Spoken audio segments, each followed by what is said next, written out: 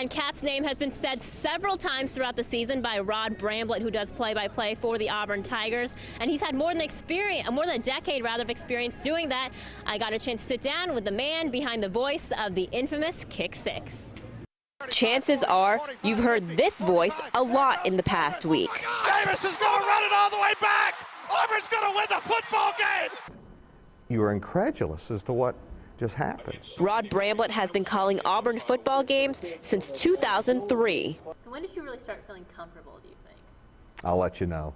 I'll let you know. When you follow somebody like Jim, it's tough. Following in the footsteps of his idol, Jim Fife, an Auburn legend whose superstitions still live strong in Bramblett's career, like when to say the infamous 2 words when the Tigers score a touchdown. He said you never say that unless it's actually happening.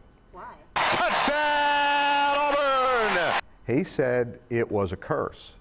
If you said it and it didn't happen, bad things would happen. He really said that. And Jim was right, as evidenced in Bramblett's first season behind the mic. In tribute to Jim, the cheerleaders had one side of the stadium say touchdown, and the other side of the stadium say, you know, we didn't score a touchdown for 2.5 games. And after that, I was like, oh my gosh, Jim's right. Corey Grant takes it, jumps over a blocker to the 5, to the end zone. Since then, Bramblett has had several memorable seasons, but none more than 2013 and Auburn's game against Georgia. And it is tipped off, and Lewis caught it on the deflection.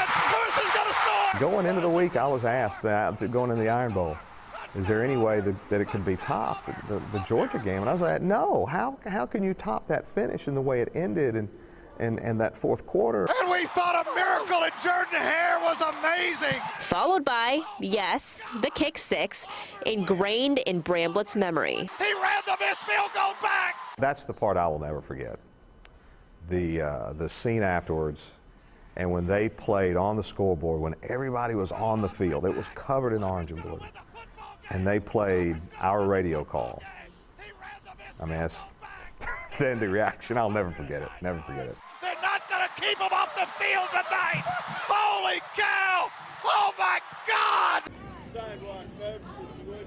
Well, good to know that the missus always keeps him grounded no matter what happens. He still has responsibilities around the house.